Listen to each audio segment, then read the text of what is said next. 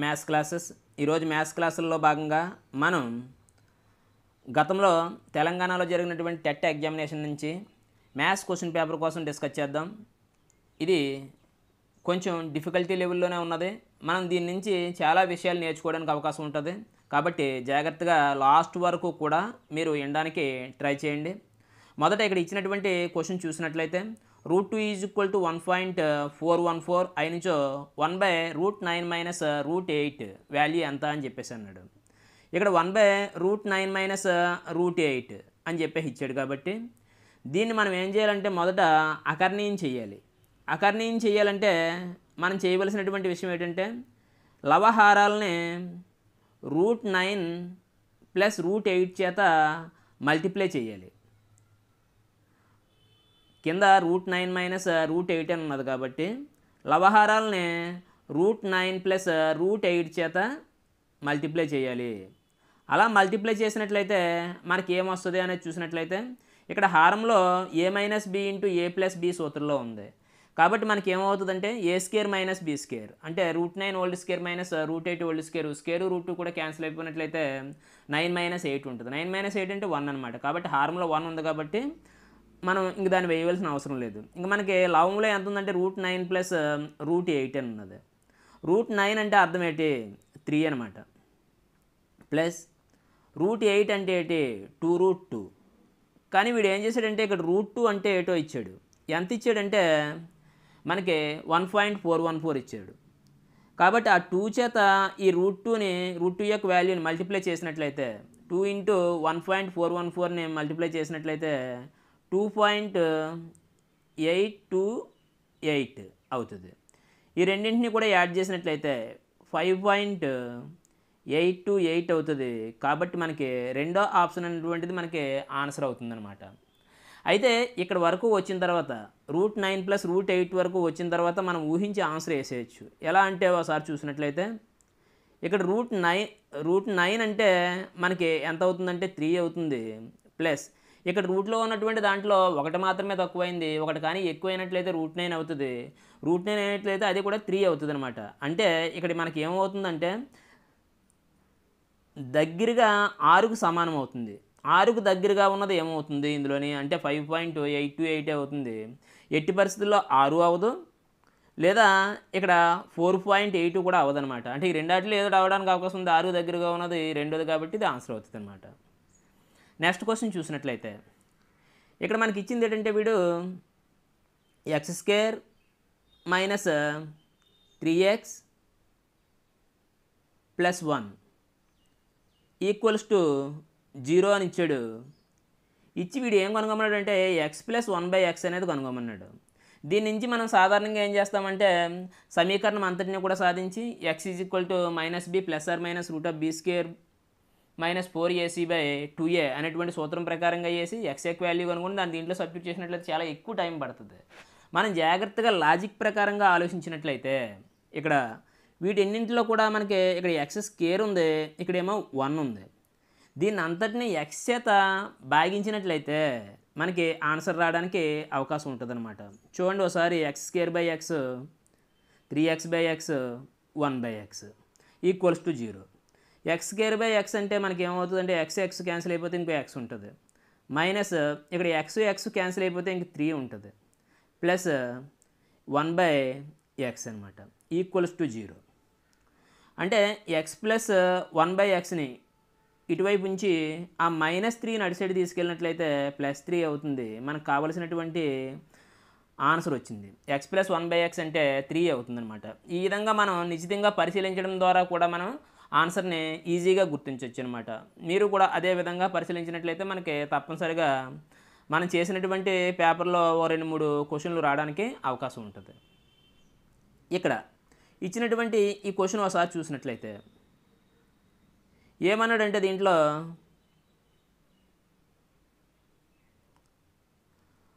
ఏ ఒక పని 6 రోజుల్లోనూ, బి అదే పని 12 రోజుల్లోనూ చేయగలరు. వారిద్దరూ కలిసి ఆ పని పూర్తి చేయుటకు పట్టు రోజుల సంఖ్య అని చెప్పేసి ఇచ్చాడు. అంటే ఏ ఒక పని 6 రోజుల్లో చేయగలుగుతారట. ఒక రోజులో చేసే పని ఎంత అనేది మనం చూసినట్లయితే 1/6 అవుతుంది. తర్వాత అదే పనిని బి 12 రోజుల్లో చేయగలుగుతాడట. అంటే ఒక రోజులో చేసే పని ఎంతంటే 1/12 అనమాట. ఏబీలు ఇద్దరూ కలిపి ఆ పనిని ఒక రోజులో చేసే పని ఎంత అవుతుందంటే 1/6 ప్లస్ 1/12 అవుతుంది అనమాట. ఇక్కడ ఈ రెండింటిని కూడా యాడ్ చేసినట్లయితే మనం సింపుల్గా ఏం చేయొచ్చు అంటే దీన్ని 2 పెట్టి ఎల్సిఎం కట్టినట్లయితే 12 అవుతుంది. ఈ 6 అనేది 12లో 2 టైమ్స్ పోద్ది. ఆ 2 × 1 అంటే 2 ప్లస్ ఈ 12లో 1 టైం పోద్ది. 1 × 1 అంటే 1 అనమాట. అంటే 3/12 అవుతుంది. ఇక్కడ మనకి ఏమవుతుందంటే ఈ రెండింటిలో కూడా 3 పోతుంది. 3 ఇందులో ఒకసారి పోతుంది, దీంట్లోనేమో 4 టైమ్స్ పోతుంది. అంటే ఏబీలు ఒక రోజులో చేసే పని ఎంతంటే 1/4 అనమాట. కాబట్టి ఆ పనిని పూర్తి చేసడానికి పట్టేటువంటి రోజులు ఎన్ని అన్నట్లయితే దాన్ని తిరగేసినట్లయితే మనకి రివర్స్ చేసినట్లయితే వస్తుంది 4 days అనమాట. అంటే మనకి ఫస్ట్ది ఆన్సర్ అవుతుంది. దీన్ని అంతటిని డైరెక్ట్గా చేద్దాము అనుకున్నట్లయితే మనం ఏం చేయాలంటే A B by A plus B, A B by A plus B అనేది వేసినట్లయితే ఆటోమేటిక్గా మనకు ఆన్సర్ వస్తుంది అనమాట. అంటే అర్థం ఏంటంటే ఇక్కడ ఏవైతే ఇచ్చాడో వాటిని తీసుకుంటాం. ఫస్ట్ది 6 days అన్నాడు కాబట్టి 6 × 12 బై 6 + 12 అంటే 18 అనమాట. సో ఇందులో 3 టైమ్స్ పోతుంది, ఇదేమో దీంట్లోనేమో 4 టైమ్స్ పోతుంది. అంటే 4 days అనేది మనకి ఆన్సర్ అవుతుంది అనమాట. ఇక నెక్స్ట్ ఇక్కడ ఇచ్చినటువంటి ఈ క్వశ్చన్ చూసినట్లయితే 4 వరుస సరి సంఖ్యల సగటు 27, వాటిలో పెద్ద సంఖ్య ఏది అని చెప్పేసి వీడు అడగడం జరిగింది. మరి దీంట్లో మనం చిన్న లాజిక్ని మనం ఫాలో అయినట్లయితే ఈజీగా ఆన్సర్ చేయొచ్చు అనమాట. ఎలా అంటే సపోజ్ 4 వరుస సంఖ్యలు అన్నాడు కాబట్టి వరుస సరి సంఖ్యలు అన్నాడు కాబట్టి సపోజ్ నేను 4 సరి సంఖ్యలు తీసుకుంటున్నాను. 2, 4, 6, 8 అనేవి. వీటి యొక్క సగటు కావాలనుకున్నట్లయితే వీటి మధ్య భేదం సమానంగా ఉంటుంది కాబట్టి మధ్యలో ఉన్న రెండాటికి సగటు కడినట్లయితే ఆటోమేటిక్గా దీని యొక్క సగటు వస్తుంది అనమాట. అంటే 4ని 6 వీటి యొక్క సగటు ఎంత అంటే 5 అవుతుంది. అంటే ఏమవుతుందంటే ఈ మధ్యలో ఉన్నటువంటి సంఖ్య అవుతుంది. అయితే ఇక్కడ ఏమైందంటే వీడు ఇచ్చింది సగటు 27 అని ఇచ్చాడు. అంటే 27 అనేది మధ్యలో ఉన్నటువంటి రెండు సంఖ్యల యొక్క సగటు అవుతుంది. అంటే దీని ముందు ఉన్నటువంటి సంఖ్య ఎంత అవుతుందంటే 26 అవుతుంది, తర్వాత ఉన్నటువంటి సంఖ్య ఎంత అవుతుందంటే 28 అవుతుంది. ఇప్పుడు 26కి ముందు ఉన్నటువంటి సరి సంఖ్య ఎంత అవుతుందంటే 24 అవుతుంది, 28కి తర్వాత ఉన్నటువంటి సరి సంఖ్య ఎంత అవుతుందంటే 30 అవుతుంది. సో ఇక్కడ పెద్ద సంఖ్య అడిగాడు కాబట్టి 30 అవుతుంది, ఇంకే చిన్న సంఖ్య అడిగినట్లయితే 24 అవుతుంది. కాబట్టి ఇక్కడ అడిగింది మనకి పెద్ద సంఖ్య కాబట్టి ఇది ఆన్సర్ అవుతుంది అనమాట. ఆ విధంగా మనం పరిశీలన ద్వారా ఈజీగా చేయడానికి అవకాశం ఉందన్నమాట. నెక్స్ట్ క్వశ్చన్ చూసినట్లయితే ఇక్కడ దీన్ని చూసిన వెంటనే మనకి ఆ సూత్రం గుర్తుకు రావాలి. ఏంటంటే పైన ఉన్నటువంటిది ఏముందంటే a³ - b³ అనమాట. ఇక్కడ ఒకసారి సూత్రం వేస్తున్నాను చూడండి. a³ - b³ మనకి ఏమవుతుందంటే ఇక్కడ మైనస్ ఉంది కాబట్టి a - b ఫస్ట్ వస్తుంది. అది చాలా important. a - b into a² plus ab plus b² అవుతుంది అనమాట. అదే a³ ప్లస్ b³ అని ఇచ్చాడు అనుకోండి, a³ ప్లస్ b³ అని ఇచ్చాడు అనుకోండి, అప్పుడు మనం ఏం చేస్తామంటే a ప్లస్ b వేయాలన్నమాట. మధ్యలో ప్లస్ ఉంది కాబట్టి ఆ a ప్లస్ b అనేది ఫస్ట్ వస్తుంది, a² మైనస్ వస్తుంది, అప్పుడు రివర్స్ అనమాట, ప్లస్ b². ఇది మనకి వీటికి సూత్రాలు అనమాట. అంటే a³ - b³ సూత్రంలో ఉంది కాబట్టి ఈ కింద ఉన్నది ఏదైతే ఉందో ఇది a² plus ab plus b² అనమాట. అంటే మనకి ఇంకా మిగిలింది ఏం మిగులుతుంది, a - b మిగులుతుంది. అంటే a - b అంటే అర్థం ఏంటి, a అంటేనేమో 9.8 అవుతుంది, b ఏమో 6.8 అవుతుంది. 9.8లో 6.8 తీసేసినట్లయితే మనకి ఎంత వస్తుందంటే 3 వస్తుంది. కాబట్టి మూడోది మనకు ఆన్సర్ అవుతుంది అనమాట. ఈ ఆప్షన్లు గుర్తించేటప్పుడు కూడా జాగ్రత్తగా గమనించాలి. ఒక్కొక్కసారి ఏం చేస్తాడంటే ఈ 3ని 2కి ఇస్తాడు, మీరు 3 పెట్టిపోయి అక్కడ ఉన్నటువంటి 2కి ఆన్సర్ పెట్టుకుంటారనమాట. ఇలా మనం జాగ్రత్తగా చూసుకోవాలి. నెక్స్ట్ ఇచ్చినటువంటి ఈ క్వశ్చన్ చూసినట్లయితే దీంట్లో ఏంటంటే మనకు ప్రధాన సంఖ్యలు అనేటువంటి టాపిక్లోంచి 1 నుంచి 100 మధ్య గల కవల ప్రధాన సంఖ్యల జత ఎంత, జతల సంఖ్య ఎంత అని చెప్పేసి అడిగాడు. సాధారణంగా 1 నుంచి 100 వరకు ఉన్నటువంటి ప్రధాన సంఖ్యలకు సంబంధించి మనకి ఎన్ని ఉంటాయి అంటే 1 నుంచి 100 వరకు బిట్లు చాలా రావడానికి అవకాశం ఉంటుంది, 25 ఉంటాయి అన్నమాట. మరి ఏటి అవి అనేది మనం చూసే ముందు ఒక్కొక్కసారి ఏం చేస్తాడంటే 50 వరకు ఉన్నవెంత, 20 వరకు ఉన్నవెంత, 30 వరకు ఉన్నవెంత, లేదా 50 నుంచి 100 వరకు ఉన్నటువంటి ప్రధాన సంఖ్యలు ఎంత అని చెప్పేసి అంటాడు. దానికోసం నేను ఒక విషయం చెప్తాను, జాగ్రత్తగా మీరు గుర్తుపెట్టుకోండి. ఈ నెంబరు గుర్తుపెట్టుకోవాలి. ఫస్ట్ 44 అనమాట, దీంట్లో సగం 22, తర్వాత 32, దీన్ని తిరిగేసినట్లయితే 23, ఆ తర్వాత 21 అనమాట. ఇది గుర్తుపెట్టుకున్నట్లయితే మనం వాటికి కూడా ఆన్సర్లు చెప్పచ్చు అనమాట. ఎలా అంటే ఇవి 50 వరకు ఉన్నవన్నమాట. ఇవి 1 నుంచి 10 వరకు ఉన్నవే ఎన్ని ఉంటే 4, అదే 20 పై ఉన్నవే 4, 30 పై ఉన్నవే 2, 40 పై ఉన్నవే 2, 50 పై ఉన్నవే 3. ఇవి 1 నుంచి 50 వరకు ఉన్నటువంటి ప్రధాన సంఖ్యలు ఎన్ని అవుతాయంటే వీటన్నిటిని కూడినట్లయితే 15 అవుతున్నాయి. మిగతావి 50 నుంచి 100 వరకు ఉన్నటువంటివి ఎన్ని అవుతాయంటే 10 అవుతాయి అన్నమాట. అంటే మొత్తం మీద 1 నుంచి 100 వరకు 25 ఉంటాయి, అందులో 50 వరకు ఉన్నవేమో 15 అవుతాయి, 50 నుంచి 100 వరకు ఉన్నవేమో 10 ప్రధాన సంఖ్యలు అవుతాయి అన్నమాట. అయితే దీంట్లో అడుగుతాడు ఒక్కొక్కసారి ఏమంటాడంటే 2 అంకెల సంఖ్యల్లో పెద్ద ప్రధాన సంఖ్య ఏది అని చెప్పేసి అడుగుతాడు. అంటే ఇదనమాట, అంటే 90 పై ఉంటుంది ఇది. అది ఎంత అంటే 97 అనమాట. ఎంతంటే 97. అదే 2 అంకెల సంఖ్యల్లో చిన్న ప్రధాన సంఖ్య ఏది అని చెప్పేసి అడిగినట్లయితే అది ఈ 10ల మీద ఉంటుంది, అంటే 11 అనమాట. 11 అవుతుంది. మరి 2 అంకెల ప్రధాన సంఖ్యల సంఖ్య ఎంత అని చెప్పేసి అడిగాడు అనుకోండి. మొత్తం ప్రధాన సంఖ్యలు ఏమో 25, దీంట్లోనేమో 1 అంకి ప్రధాన సంఖ్యలు ఏంటంటే 4. కాబట్టి ఆ 25లోంచి 4 తీసేసినట్లయితే 21 అనేది 2 అంకెల ప్రధాన సంఖ్యల యొక్క సంఖ్య అవుతుంది అనమాట. వీళ్ళన్నిటిని కూడా మనం జాగ్రత్తగా గమనించుకోవాలి. ఇప్పుడు ఏంటంటే వీడు ఇచ్చింది ఏదైతే ఉందో చూద్దాం. ఇచ్చింది ఏంటంటే కవల ప్రధాన సంఖ్యల సంఖ్య, జతల సంఖ్య.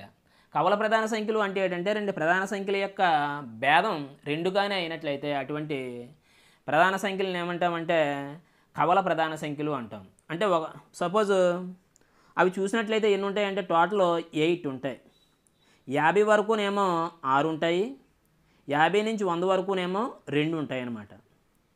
సపోజ్ ఇవి ఒకసారి చూద్దాం. 8 అనేది 2, 3, 5, 3, తర్వాత 5, 7, నెక్స్ట్ 11, 13, 17, 19, తర్వాత 29, 31, 41, 43. ఇవన్నీ కూడా ఏంటంటే మనకి 50 వరకు ఉన్నటువంటి కవల ప్రధాన సంఖ్యల జత అనమాట. ప్రతిదానికి కూడా మనకి ఏమవుతుందంటే ఒక 2 మాత్రమే తేడాగా ఉంటుంది.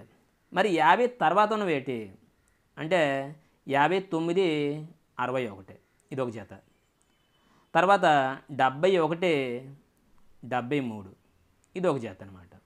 ఈ 2. కాబట్టి మొత్తం మీద కవల ప్రధాన సంఖ్యలు జతల సంఖ్య 1 నుంచి 100 వరకు ఎంత అంటే 8. అదే 1 నుంచి 50 వరకు ఉన్నటువంటి కవల ప్రధాన సంఖ్యల జత అని చెప్పేసి అడిగాడు అనుకోండి నెక్స్ట్ ఎగ్జామ్లో, అప్పుడు ఏం చేయాలి మనం 6 అని వేయాలన్నమాట. ఇది మనకు దీనికోసం జాగ్రత్తగా ఇట్లన్నిటిని కూడా గుర్తుపెట్టుకోండి. నెక్స్ట్ ఇక్కడ ఇచ్చినటువంటి ఈ క్వశ్చన్ ఒకసారి చూసినట్లయితే ఏమిచ్చాడు అనేది ఒకసారి గమనించండి.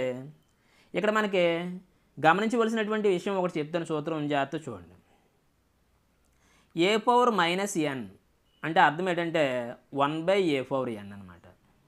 1/a⁴n అంటే ఆ పవర్ అనేది లవహారాలు అనేవి రివర్స్ అయినట్లయితే ఆటోమేటిక్గా ఈ పవర్ అనేది ప్లస్ అవుతుంది, లేకపోయినట్లయితే మైనస్గా ఉన్నది ప్లస్ అవుతుంది, ప్లస్గా ఉన్నదేమో మైనస్ అవుతుంది. Suppose a/b whole power -n అనుకున్నాం అన్నప్పుడు ఏమవుతుందంటే ఈ లవహారాలు రివర్స్ అవ్వాలి. అంటే లవం ఏమో హారం అవ్వాలి, హారం ఏమో లవం అవ్వాలి. అప్పుడు హోల్ పవర్ n అవుతుంది అనమాట. ఇక్కడ ఉన్న మైనస్ బదులుగా ఇక్కడ మనకి ఏమవుతుందంటే ప్లస్ అవుతుంది. అదేవిధంగా ఇక్కడ మనం దీన్ని అప్లై చేయాలన్నమాట. అయితే దీంట్లో మనకు ఆన్సర్ అనేది లేదు, క్వశ్చన్ తప్పిచ్చాడు. కాబట్టి చూద్దాం ఎలా చేయాలనేది. మొదట మనకి ఇక్కడ ఏమన్నాడంటే 1/2 హోల్ పవర్ -2 అన్నాడు. అంటే 1/2 హోల్ పవర్ -2 అంటే అక్కడ 2/1 హోల్ పవర్ 2 అనమాట. అవి రివర్స్ అయితే ఆటోమేటిక్గా మనకి ఏమైందంటే ఆ పవర్ ప్లస్ అయిపోయింది. ఇక్కడ మనకి వీడు ఏమి ఇవ్వాలంటే 2 ఇవ్వాలి. 2 ఇస్తే రైట్ అనమాట ప్రాబ్లం. ప్లస్ ఇక్కడ 3 పవర్ మనం ఏం చేయాలంటే 3/1 హోల్ పవర్ 2. 2 స్క్వేర్ అంటేనేమో 4 అవుతుంది. ఇక్కడ 3 స్క్వేర్ అంటే 3 3 9 అనమాట, 9 అవుతుంది. ఈ రెండాటిని యాడ్ చేసినట్లయితే 13 అవుతుంది. అప్పుడు ఇది ఆన్సర్ అవుతుంది. వాడిచ్చిన దాని ప్రకారంగా అంటే ఇక్కడ 3 క్యూబ్ అవుతుంది. కాబట్టి 2 స్క్వేర్ ప్లస్ 3 క్యూబ్ అంటే 2 స్క్వేర్ అంటే 4 అవుతుంది. 3 క్యూబ్ అంటే 27 అవుతుంది. అప్పుడు ఎంత అవ్వాలంటే 31 అవుతుంది అనమాట. సో దీన్ని జాగ్రత్తగా మనం గమనించాలి. ప్రాబ్లంలో కొంచెం తప్పు ఉంది. నెక్స్ట్ ఇక్కడ ఇచ్చినటువంటి ఈ క్వశ్చన్ ఒకసారి చూసినట్లయితే ఈ కాసాగు గసాబా నుంచి అనమాట. ఇక్కడ రెండు సంఖ్యల నిష్పత్తి 3:4, వాటి గసాబా 4 అయినా వాటి కసాగు అన్నాడు. ఇక్కడ ఏంటంటే గసాబా అంటే అర్థం ఏంటంటే ఆ రెండు సంఖ్యలు ఏవైతే ఉన్నాయో ఆ రెండు సంఖ్యల్లోని కూడా గరిష్టంగా భాగించబడేదన్నమాట. అంటే ఈ రెండాటికి ఉమ్మడిగా ఉన్నటువంటి కారణాంకం ఏంటంటే ఇక్కడ 4 అనమాట. అందువల్ల ఆ సంఖ్యలు ఏమవుతాయంటే 12ని 4 3 12ని 4 4 16 అవుతాయి అనమాట. అంటే ఈ గసాబా చేత ఆ నిష్పత్తిని గుణించినట్లయితే ఆటోమేటిక్గా ఆ సంఖ్యలు వస్తాయి. ఇవి ఆ సంఖ్యలు.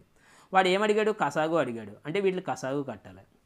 వీటికి కసాగు కట్టాలంటే దీంట్లో పోయేది ఏముంది? 4 ఉంది. ఇందులో 3 టైమ్స్, ఇందులోనేమో 4 టైమ్స్. అంటే 4 3 12, 12 4 48. ఇది మనకు ఆన్సర్ అవుతుంది అనమాట. అంటే గసాబా అనేది రెండింటిలోని కూడా రెండు సంఖ్యలని కూడా నిశేషంగా భాగించేది ఏదైతే ఉందో అది గరిష్ట కారణాంకం అనమాట, రెండాటికి ఉండేది. అందువల్ల మనకి ఏమవుతుందంటే అది పెట్టి వాటిని గుణించినట్లయితే ఆ సంఖ్యలు వస్తాయి. ఆ సంఖ్యలు కసాగు కట్టాం, 48 వచ్చింది. అయితే ఇది ఏం అవసరం లేకుండా డైరెక్ట్గా మనకి ఇలా నిష్పత్తి ఇచ్చినప్పుడు మనం డైరెక్ట్గా చేయొచ్చు అనమాట. ఎలా అంటే అక్కడ ఇచ్చినటువంటి నిష్పత్తి ఏదైతే ఉందో ఆ నిష్పత్తి అంటే 3:4 ఇంటూ గసాబా ఎంత? 4. 3 4 12, 12 4 48 మనకి ఆన్సర్ అవుతుంది. దాన్ని గుర్తించవచ్చు అనమాట.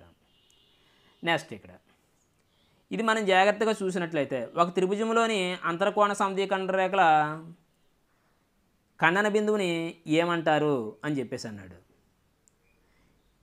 ఇవి మిలితి రేఖలు అనేటువంటి చాప్టర్ నుంచి వచ్చింది, రేఖాగణితం నుంచి. దీనికి నేను ఒక చిన్న కోడ్ ఉన్నది, ఆ కోడ్ చెప్తాను, జాగ్రత్తగా గుర్తుపెట్టుకోండి. దాన్ని బట్టి మిగతా అన్నీ కూడా ఈజీగా వస్తాయి అన్నమాట. అదేంటంటే పగలంతా, పగలం అంత, పగలంతా, భుజాల మధ్య, భుజాల మధ్య ఉన్న కోణం. ఇది గుర్తుంటే మొత్తం మిలిత బిందువులు అన్నిటికి సంబంధించిందంతా కూడా మనం చెప్పగలుగుతాం అనమాట. ఇక్కడ చూసినట్లయితే పగలంతా అంటే అంటే పరికేంద్రం అనమాట. భుజాల అంటే భుజాల యొక్క లంబ సమద్విఖండ రేఖల మిలిత బిందువుని మనం ఏమంటామంటే పరికేంద్రం అంటాం. చెప్పండి ఏంటి? భుజాల యొక్క లంబ సమద్విఖండ రేఖల మిలిత బిందువుని పరికేంద్రము అంటాం అనమాట. మధ్య అంటే మధ్యగత రేఖలు అనమాట. మధ్యగత రేఖల మిలిత బిందువుని గురుత్వ కేంద్రము లేదా కేంద్రభాసం అంటాం అనమాట. ఉన్న అంటే ఉన్నతుల యొక్క మిలిత బిందువు అంటే లంబ కేంద్రం అంటాం దాన్ని. కోణం అంటే కోణ సమద్విఖండ రేఖల మిలిత బిందువుని అంతర్కేంద్రం అంటాం, అంత అన్నాం కాబట్టి ఇది గుర్తుంటే మనకి ఈజీగా గుర్తుంటుంది. ఇందులో వీడు ఇచ్చింది ఏంటి? అంతర్కోణ సమీకరణ రేఖల మిలిత బిందువు అన్నాడు. అంటే అంతరంగా ఉన్నటువంటి కోణ సమీకరణ రేఖల యొక్క మిలిత బిందువుని ఏమంటున్నాం మనం ఇక్కడ? అంతర్కేంద్రం అంటున్నాం. అది బి అనమాట. అంటే బి మాత్రమే సత్యం, మిగతా అన్నీ కూడా సత్యాలు కాదు. కాబట్టి తప్పనిసరిగా మనం ఏంటంటే ఇది గుర్తుండాలి. జాగ్రత్తగా ఒకసారి మళ్ళీ చూసుకోండి. ఇక్కడ ఇచ్చినటువంటిది ఒకసారి చూసినట్లయితే రాంబస్లో కర్ణాల పొడవుల మొత్తం 10 మీటర్లు, దాని వైశాల్యం 9 చదరపు మీటర్లు అయిన కర్ణాల వర్గాల మొత్తం ఎంత అని చెప్పేసి ఇచ్చాడు. కర్ణాల యొక్క పొడవులు ఏంటంటే D1 plus D2. కర్ణాలు D1 D2 అనుకున్నట్లయితే D1 plus D2 equals to మనకి ఏమవుతుందంటే ఎంత ఇచ్చాడు వీడు? 10 ఇచ్చాడు. వైశాల్యం అంటే D1 D2/2 అనమాట. రాంబస్ యొక్క వైశాల్యం D1 D2/2 ఈక్వల్స్ టు 9 అవుతుంది. అంటే D1 D2 ఈక్వల్స్ టు 2 9లు 18 అవుతుంది అనమాట. ఇప్పుడు ఏంటంటే మరి వీటి నుంచి మనకి స్కేర్లు కావాలి. D1 square plus D2 square. దీన్ని ఇరువైపులా స్క్వేర్ చేసామనుకోండి, D1 square plus D2 square plus 2D1 D2 equals to మనకి ఎంత అవుతుందంటే 10 స్క్వేర్ అంటే 100 అవుతుంది. దీంట్లో D1 D2 అంటే ఎంత? 18. ఈ 18 ఇక్కడ సబ్స్టిట్యూట్ చేసినట్లయితే 2 18లు 36 ప్లస్ 36 అటు సైడ్ వెళ్ళినట్లయితే మైనస్ 36 అవుతుంది. 100 మైనస్ 36 అంటే 64 అవుతుంది మనకి ఇక్కడ. కాబట్టి వాటి యొక్క వర్గాల యొక్క మొత్తం ఎంత అవుతుందంటే D1 square plus D2 square అంటే మనకి 64 అవుతుంది అనమాట. నెక్స్ట్ ఇక్కడ ఇచ్చినటువంటిది దీంట్లో ఏంటంటే మనకి ట్రయాంగిల్ PQR సర్వసమానం ట్రయాంగిల్ YXZ అన్నాడు. అంటే ఈ రెండు కూడా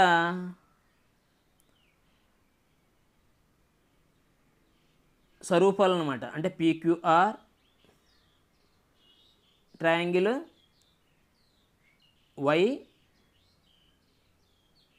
YXZ అన్నాడు. అన్నప్పుడు ఏవి రైట్ అవుతాయి అంటే P వద్ద ఉన్నటువంటి కోణం ఏదైతే ఉందో అది Yకి సమానం అవుతుంది, Q వద్ద ఉన్నటువంటి కోణం Xకి సమానం అవుతుంది, R వద్ద ఉన్నటువంటి కోణం Zకి సమానం అవుతుంది. అంటే angle P equals to angle Y అవుతుంది, angle Q equals to angle X అవుతుంది, angle R equals to angle Z అవుతుంది అనమాట. కాబట్టి అలా ఉన్నది ఏది? ఇదిగో B అనమాట. అందువల్ల B మాత్రమే సత్యం అనేది రైట్. నెక్స్ట్ ఇక్కడ మనం చూసినట్లయితే ఒక దుకాణందారుడు తన వస్తువుల ప్రకటన ధరను కొన్న వేల కన్నా 25% అధికంగా ప్రకటించను. అతను ప్రతి వస్తువుపై 12% రుసుమిచ్చినా అతనికి వచ్చు లాభశాతం ఎంత అని చెప్పేసి ఇచ్చాడు. దీన్ని మనం అనేక విధాలుగా చేయొచ్చు. ఫస్ట్ ప్రకటన ధరను ఏం చేశాడంటే కొన్న వేల కన్నా 25% అధికంగా డిసైడ్ చేశాడట. అంటే సపోజ్ ఒక వస్తువు యొక్క కొన్న వేల 100 రూపాయలు అనుకున్నట్లయితే ప్రకటన ధర అనేది దీనికంటే కూడా 25% ఎక్కువ చేశాడు. అంటే 25% ఎక్కువ చేశాడు అంటే ఎంత? 125 చేశాడు అనమాట. అంటే 100కి 25 పెరిగింది కాబట్టి 125% అధికంగా ప్రకటించాడు. ఈ ప్రకటన వెలపైనే మనకు రుసుము ఇస్తాడు. అంటే 125 పైన ఎంత శాతం ఇచ్చాడు అనేది మనకి ఎలా తెలుస్తుంది అంటే 12% ఇచ్చాడు అనమాట. అంటే 125లో 12% అంటే ఎంత? 12/100. సో 25 దీంట్లో 5 సార్లు పోద్ది, దీంట్లోనేమో 4 సార్లు పోద్ది. 4 అనేది దీంట్లో 3 సార్లు పోయింది. ఎంత? 5 3 15 రూపాయలు రుసుము ఇచ్చాడు అనమాట. అంటే ఈ 125లోంచి 15 పోయినట్లయితే మనకి ఎంత మిగులుతుంది? 110. అంటే 110 రూపాయలకు అమ్మాడు. అంటే 100 రూపాయలు కొనవేళ ఉన్నదాన్ని 110 రూపాయలకు అమ్మాడు.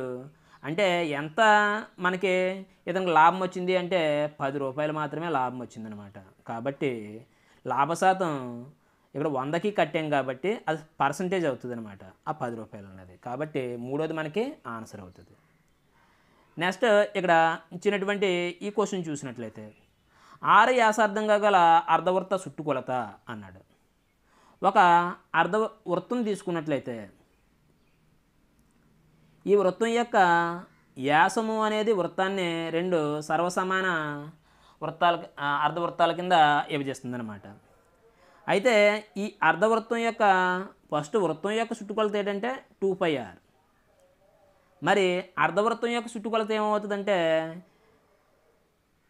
ఈ భాగము ప్లస్ ఇక్కడ ఉన్నటువంటి వ్యాసం అనమాట. వ్యాసంలో ఇక్కడ ఒక r ఉంటుంది, ఇక్కడ ఒక r ఉంటుంది, అంటే 2r అనమాట. అంటే ఇది మొత్తం పరిధిలో సగం అవుతుంది కాబట్టి ఇదేమో πr అవుతుంది, ఇదేమో r+r అంటే 2r అవుతుంది. అంటే πr + 2r అనేది మనకి ఏమవుతుందంటే అర్ధవృత్తం యొక్క చుట్టుకొలత అవుతుంది అనమాట. ఇదే మనకి ఏమవుతుందంటే 36r/7 అవుతుంది. π = 22/7 రాసినట్లయితే 36r/7 అనేది మనకి ఏమవుతుందంటే అర్ధవృత్తం యొక్క చుట్టుకొలత అవుతుంది అనమాట. కాబట్టి మనకి బి అనేది మనకి అర్ధవృత్తం యొక్క చుట్టుకొలత అవుతుంది. కాబట్టి బి మాత్రమే సత్యము అనేది మనకు రైట్ అనమాట. సో దీన్ని జాగ్రత్తగా మీరు అర్థం చేసుకోవాలి. నెక్స్ట్ ఇక్కడ ఇచ్చినటువంటి ఈ ప్రాబ్లం చూసినట్లయితే 34a అనేటువంటి సంఖ్య 2చే నిశేషంగా భాగించబడుతుంది. ఇది 2 చేత నిశేషంగా భాగించబడుతుందంట. దాన్నే 5చే భాగిస్తే 1 శేషం వచ్చును ఏ విలువ అన్నాడు. మన టెక్స్ట్ బుక్లో ఉన్నటువంటి క్వశ్చన్ ఇది. మొదట 5 చేత భాగించబడాలంటే ఏమవ్వాలి అనేది చూద్దాం.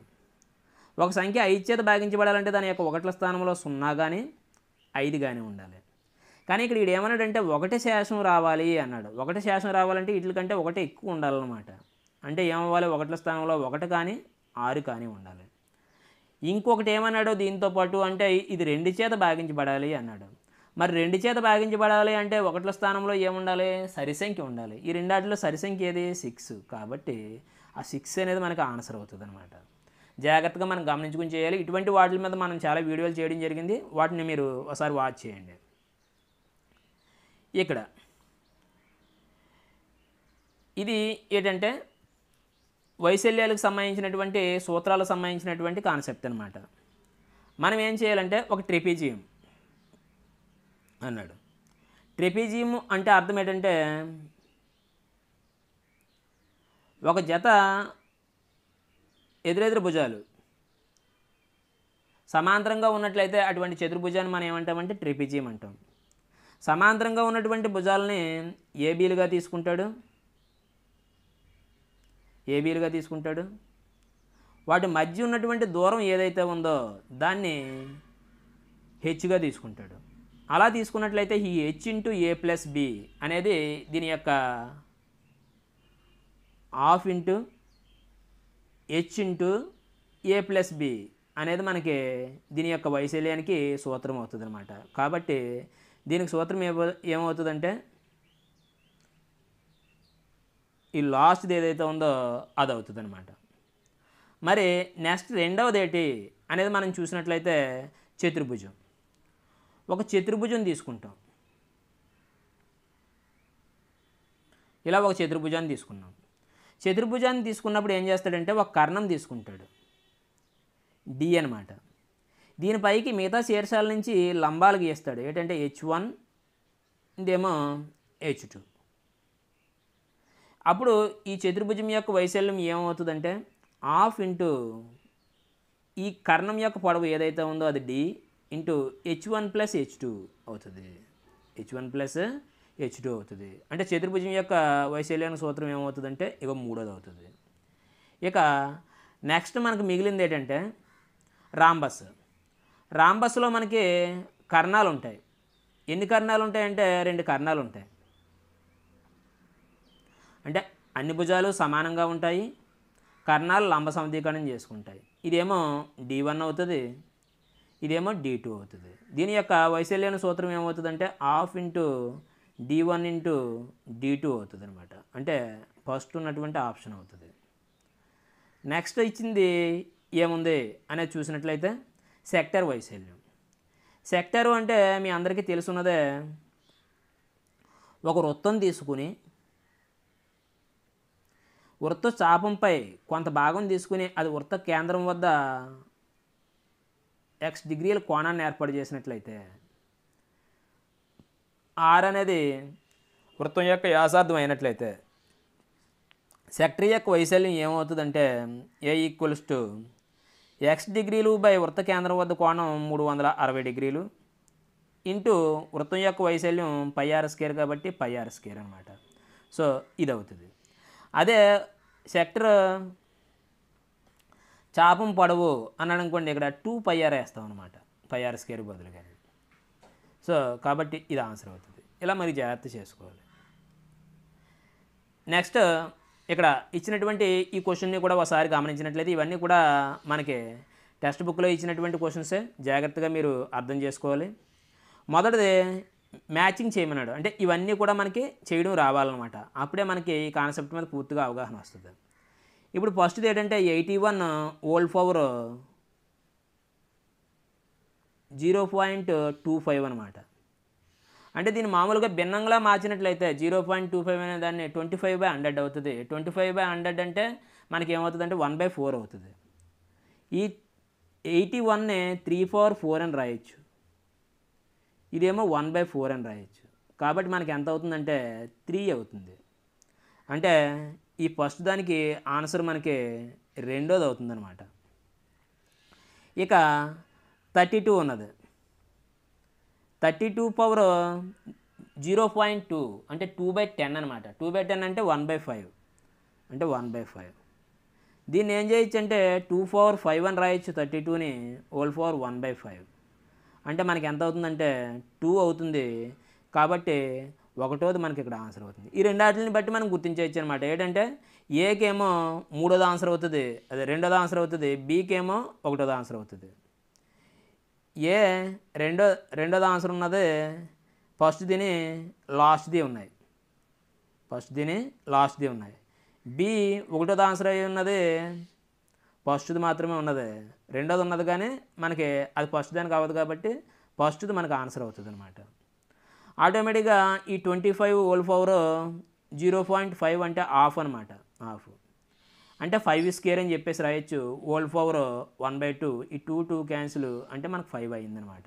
సో ఇదేమో 5 అవుతుంది. ఇక ఇక్కడ 0.25 అనేది ఆల్రెడీ 1/4 అని చెప్పుకున్నాము. 256 అంటే మనకి ఏమవుతుందంటే 4/4 అవుతుంది అనమాట. హోల్ పవర్ 1/4, 4 క్యాన్సిల్ అంటే 4 అవుతుంది అనమాట. అంటే దీని యొక్క ఆన్సర్ మూడోది 4 అవుతుంది. ఇలా మనం జాగ్రత్తగా చేసుకోవాలి. నెక్స్ట్ ఇక్కడ ఇచ్చినటువంటి ఈ క్వశ్చన్ ఒకసారి చూసినట్లయితే ఇది కూడా మ్యాటర్కి సంబంధించిందే. మనకు ముందు ఉన్నాయన్నీ కూడా జాగ్రత్తగా రావాలి. రేఖాగణితానికి సంబంధించినవి మనం చెప్పుకోవడం జరిగింది. జాగ్రత్తగా మీరు రేఖాగణితానికి సంబంధించినటువంటి వీడియోస్ చూసినట్లయితే మీకు మంచి అవగాహన దీనిపైన రావడానికి అవకాశం ఉంటుంది. ఫస్ట్ చూసినట్లయితే పై చిత్రంలో కేంద్రం వద్ద కోణము అన్నాడు. పై అంటే పై చిత్రం అంటే ఏంటంటే వృత్త రేఖా చిత్రం అనమాట. ఇలా ఉంటుంది. ఇక్కడ కేంద్రం ఉంది, కేంద్రం వద్ద ఉన్నటువంటి మొత్తం కోణం ఎంతంటే 360 డిగ్రీలు అనమాట. అలా కాకుండా ఒక అర్ధవృత్తం తీసుకున్నాం అనుకోండి, అర్ధవృత్తంలో కోణం ఎంత అని చెప్పేసి అన్నాడు అనుకోండి, ఇది అర్ధవృత్తం అనమాట. అర్ధవృత్తంలో కోణం అంటే అర్థం ఏంటంటే ఈ వ్యాసం యొక్క చివరి బిందువు ఏదైతే ఉందో దాని నుంచి వృత్తంపైకి ఇలా గీసినట్లయితే ఇక్కడ ఏర్పడేటువంటి ఈ కోణం ఎంత ఉంటుందంటే 90 డిగ్రీలు ఉంటుంది అనమాట. ఎలా అన్నా సరే మనం గీయచ్చు. అందువల్ల అర్ధవృత్తంలో ఉన్నటువంటి కోణం ఎంత అవుతుందంటే 90 డిగ్రీస్ అవుతుంది. అదే వృత్తంలో కేంద్రం వద్ద ఏర్పాటు చేసే కోణం ఎంతంటే 360 డిగ్రీలు అనమాట. ఇక తర్వాత సమబాహు త్రిభుజంలోని ప్రతి కోణము ఎంత అవుతుంది అన్నాడు. సమబాహు త్రిభుజము అంటే అర్థం ఏంటంటే భుజాలన్నీ కూడా సమానంగా ఉంటే అటువంటి త్రిభుజాన్ని మనం ఏమంటామంటే సమబాహు త్రిభుజం అంటాం. దీంట్లో కోణాలన్నీ కూడా ఎలా ఉంటాయంటే సమానంగా ఉంటాయి. మొత్తం 180 డిగ్రీలు కాబట్టి 3 కోణాలు కాబట్టి ఒక్కొక్క కోణము ఎంత అవుతుందంటే 60 డిగ్రీలు అవుతుంది. అయితే ఇక్కడ ఇది ఇలా ఇవ్వలేదు. ఏమన్నాడంటే సమబాహు త్రిభుజంలోని ప్రతి కోణము అన్నాడు. ఈ 60 డిగ్రీలు అనేది తప్పనిసరిగా మనకి ఏమవుతుందంటే అల్పకోణం అవుతుంది. అల్పకోణం అంటే 0 డిగ్రీస్కి 90 డిగ్రీస్కి మధ్యలో ఉన్నటువంటిది ఏదైతే ఉందో అది అల్పకోణం అవుతుంది. కాబట్టి అన్ని కోణాలు కూడా అల్పకోణాలే కాబట్టి సమబాహు త్రిభుజంలో ప్రతి కోణము కూడా మనకి ఏమవుతుందంటే అల్పకోణం అవుతుంది అన్నాడు. ఇంకా మూడోది సమాంతర చతుర్భుజంలో ఆసన్న కోణాలు మొత్తము అన్నాడు. ఒక సమాంతర చతుర్భుజం తీసుకున్నట్లయితే ఎదురెదురు భుజాలు సమానముగాను మరియు సమాంతరంగానే ఉంటాయి. వీటిల్లో ఆసన కోణాలు అంటే పక్క పక్క ఉన్నటువంటి కోణాలు అన్నమాట. కాబట్టి ఈ రెండు కోణాల యొక్క మొత్తము కూడా మనకి ఎంత అవుతుందంటే 180 డిగ్రీలు అవుతుంది, అంటే సంపూరకాలు అవుతాయి అన్నమాట. అలా కాకుండా ఎదురెదురు కోణాలు చూసామనుకోండి సమానంగా ఉంటాయి. ఎదురెదురు కోణాలు ఎలా ఉంటాయంటే సమానంగా ఉంటాయి. ఆసన కోణాలు మాత్రం ఎలా ఉంటాయంటే వాటి యొక్క మొత్తం 180 డిగ్రీలు అవుతుంది. ఇప్పుడు మనం చూసినట్లయితే సమబాహు త్రిభుజంలో ఇదేమో అల్పకోణం అవుతుంది. పై రేఖాచిత్రం కేంద్రం వద్ద ఏర్పాటు చేసే కోణం ఏమో 360 డిగ్రీలు అవుతుంది. సమాంతర చతుర్భుజంలో ఆసన కోణాలు మొత్తం 180 డిగ్రీలు అవుతుంది. అర్ధవృత్తంలో కేంద్రం వద్ద కోణము 90 డిగ్రీలు అవుతుంది. ఇలా జాగ్రత్తగా చూసుకుని మనం ఆన్సర్ గుర్తుంచుకోవాలన్నమాట. మరి ఈ విధంగా మనం ఈ వీడియోలో గతంలో తెలంగాణ టెట్లో ఇచ్చినటువంటి క్వశ్చన్స్ అన్నిటిని కూడా జాగ్రత్తగా వివరించడం జరిగింది. మీరు వీటి అన్నిటిని కూడా ఒక నోట్స్ పెట్టుకుని నోట్స్లో రాసుకుంటూ ఈ విధంగా మనం ఎగ్జామినేషన్ పాయింట్ ఆఫ్ వ్యూలో ప్రిపేర్ అవ్వాలి. అంతే తప్ప ఏదో బుక్ తీసుకున్నాము ఆ బుక్లో ప్రిపేర్ అయిపోయాము అంటే మాత్రం మనకి ఎగ్జామినేషన్ పాయింట్ ఆఫ్ వ్యూలో కొంచెం దెబ్బ అవడానికి అవకాశం ఉన్నది. మీరు ఏంటంటే ఇంతవరకు కూడా నేను చాలా ప్రీవియస్ పేపర్స్ వీడియో చేయడం జరుగుతుంది, వాటిని జాగ్రత్తగా గమనించండి. వీటితో పాటు గతంలో ప్రతి చాప్టర్ కూడా టెక్స్ట్ బుక్ ఓరియంటేషన్లో నేను వీడియోలు చేస్తున్నాను. కాబట్టి మనం టెక్స్ట్ బుక్ ప్రిపేర్ అవ్వడం అనేది చాలా చాలా ఇంపార్టెంట్. అంతేకాకుండా ప్రీవియస్ పేపర్స్ కూడా ప్రిపేర్ అవ్వాలి. ఆ రెండాటిని ప్రిపేర్ చేస్తూ వీడియోలు చేస్తున్నాను, జాగ్రత్తగా వాటిని చేయండి. అలా చేసినట్లయితే మీకు ఖచ్చితంగా మన ఎగ్జామినేషన్లో అవే క్వశ్చన్లు రావడానికి అవకాశం ఉంటుంది. కొంచెం మార్చి ఇచ్చినా కానీ ఈజీగా చేయగలుగుతారు. మరి నెక్స్ట్ వీడియోలో మళ్ళీ తర్వాత వీడియోలో కలుసుకుందాం. అంతవరకు సెలవు, బాయ్.